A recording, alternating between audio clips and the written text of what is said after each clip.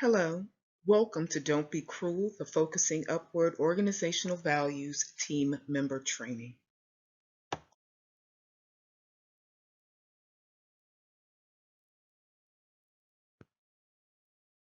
Listed here is our agenda for our time together today. Please take note. You have a values check at the end, so you want to make sure you stay tuned in to all we'll discuss in our time together. The values check is the equivalent of a mini assessment. So again, make sure you stay tuned in to get all that you can from this session.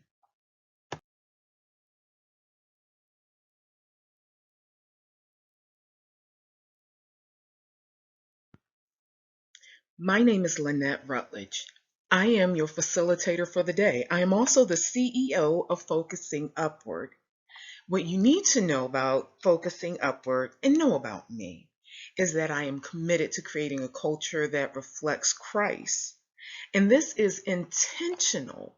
This is something that is at the core of who we are and what we do as Focusing Upward. You'll learn so much more about us in the few moments to come.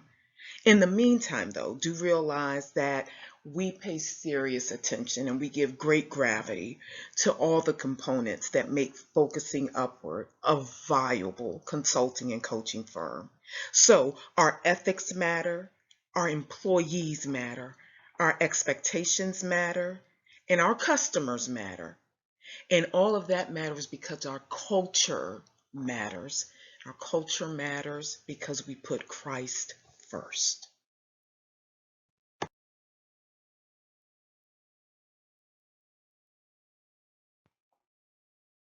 So why are we here?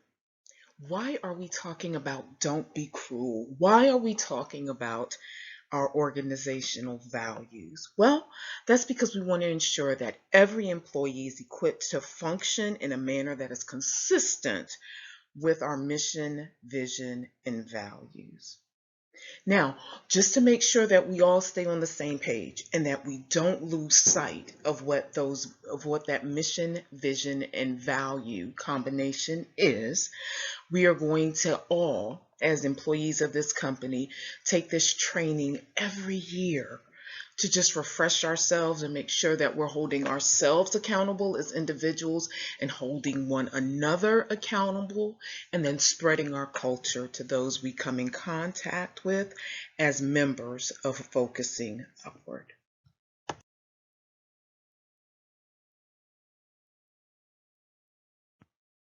So let's talk about Focusing Upward. As a reminder, Focusing Upward was founded in the Hampton Roads area of Virginia back in 2002. Hampton Roads, for those who aren't familiar with it, that's that Norfolk, Portsmouth, Virginia Beach, Suffolk area of Virginia. And so that's where we got our start, our very humble beginnings, I would say. We started with one client and reached out to consult about workforce development and realized that there were some opportunities to be very transparent with our client about meeting their clients' needs. So that's how we got started. Our mission is to propel individuals and organizations to their next levels, their next seasons in life. And we're all about, as our name would mention, upward, focusing upward. So when we talk about next levels, we are talking about the next level up. Our vision is to be the premier leadership coaching and consulting firm relied upon for consistency and excellence casted in God's character. You remember that in the Gospels, we hear Jesus giving account a few times that he only sees or he only says and does what his Father says and does, or what he sees his Father do, what he hears his Father say. And we are striving for that same excellence. All that we want, all that we do, we want it cast, molded in God's character. In the Bible, we want to remember that God's character, just so that we're all clear about this, God's character is defined as holy, just, and loving. And so that's what we model how we go about doing our work after.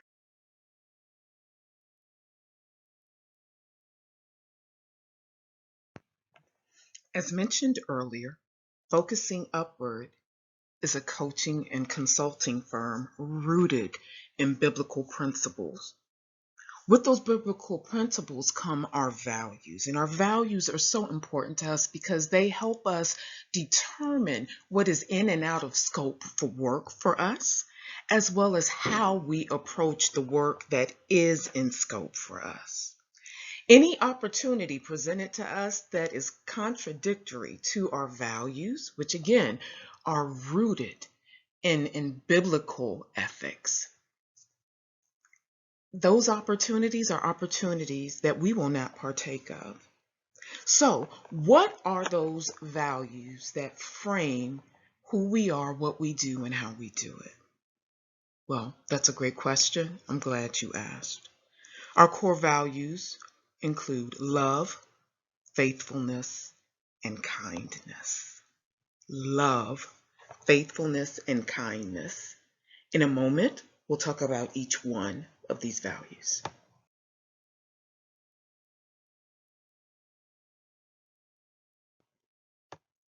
Love. What do we mean when we say love is a core value? Well, for us, it means that we put our client's best interest at heart.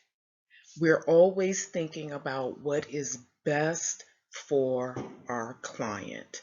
We can even take it a step further and say we think about what is best for one another, what is best for the communities in which we do business. But love for Focusing Upward means we are esteeming others more important than ourselves, and we are looking to put their best interests. We're striving, we're intentional about keeping others' best interests at heart. So we have three components when we talk about love within Focusing Upward. Compassion. This means that in our actions and words, we are showing the love of Christ. If what we're about to say, what we're about to do, how we're about to show up, anything is outside of Christ's nature, we really want to consider why are we doing that. We want to examine our motive and look for the Christ-centric option and go with that instead. Clarity. We won't shrink from the truth, but we're going to share it clearly and compassionately. I've heard many teachers talk about the concept that love without truth is wimpy, and that the truth without love, the truth without love, that's bullying. That can be very harsh. So we don't want to be there. We want to rather operate in what I like to call compassionate clarity. And then, of course, the other C is competence, right? Yes, we are Christ-centered. We're all about caring for others, and we want to make sure that in our caring for others, we know what we are doing, that we are giving sound and wise counsel to what we do and what we say. So yes, character is great, and we want to have the competence that goes along with it.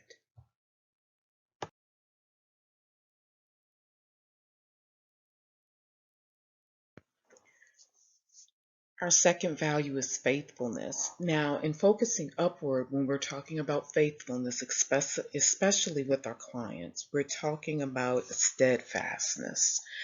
The focus to remain committed to God's holy, just, loving character in all our interactions, right? And we carry this forward. Again, I can't stress this enough, with our clients' best interest, putting that first, and adherence to Bible-based ethic. So for us, faithfulness encompasses application of practical concepts, right? We don't want to be so heavenly minded that we are no earthly good. So when we talk about faithfulness, these are some of the practical ways in which we can demonstrate our faithfulness. Attendance and punctuality. Be where you're supposed to be at the time that you're supposed to be there. As God's people, we want to be found always in the right places at the right time, doing the right things with the right people, right? So just a lot of rights there. But one way that we can show faithfulness is in something as simple as attendance and punctuality. Another way that we can show faithfulness is in cost and time effectiveness as well as efficiency. Right. Let's think about how are we spending money? How are we spending time? Especially as we talk about our clients' money and our clients' time. And even as we think about how we're utilizing our resources, we want to make sure that we are being good stewards. Being stewards, that word implies a level of faithfulness. And then another way that we can show faithfulness is just simply adherence to prescribed policies, practices, and procedures. Keeping in mind that our policies, practices, and procedures, yes, while we will have some that are influenced, even regulated to a degree by government, law, and order, and there are also some that are internal to how our organization works, and we want to make sure that we are upholding those. I think about if it comes down between a choice in terms of what God says and what the public says. I think about the apostles when they stood before the council in Acts, and I believe it was James and actually, no, it was John and Peter, after they had been charged not to speak anymore about this Jesus because they were turning the world upside down. And they went out after they had been beaten and they kept talking about Jesus, and they brought him back. And they said to them, "Didn't we tell you not to say anything?" These were the religious leaders speaking with them. "Didn't we tell you not to say anything more about this Jesus?" And they basically said, "Well, you determine whether or not it's more important to obey you or to obey God, but we know it's important that we obey God." And so that is our stance at Focusing Upward.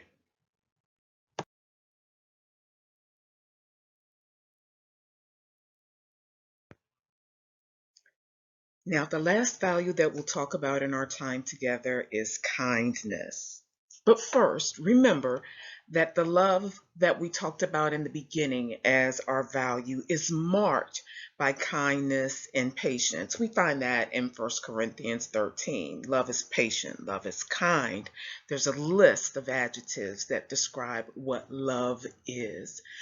For Focusing Upward, this means that at all times we're interacting with our clientele and with one another in the same way and with the same heart. Or we're trying to, that God interacts with us. Now, there will be times that we don't get it just right. We'll miss the mark. And in those situations, we need to repent and get it right. Seek reconciliation, whether that be with one another, within Focusing Upward, those outside, and especially with our clients. Our expectation, or my expectation of all of us, is that with each client, in each interaction, and in every day, that we are increasing in the way that we live and show God's standard of kindness.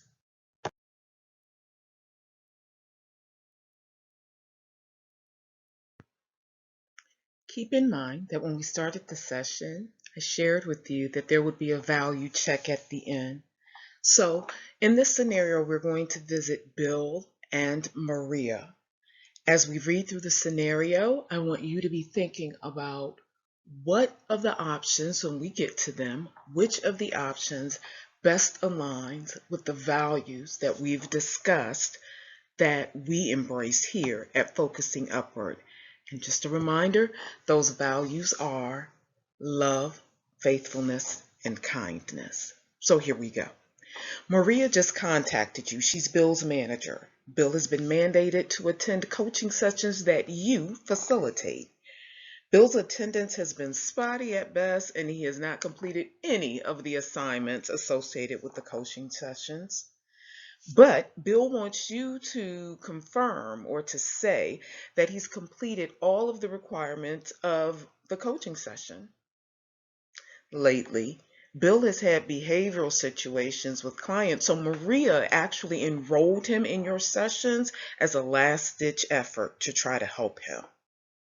If Bill does not complete the program in stellar fashion, then his employment, because of his past behaviors, may be very well terminated. As Bill's assigned leadership coach, what would you do? I mean, there's a lot to consider. You don't want to see him lose his job, and you don't want to fail Maria and her company.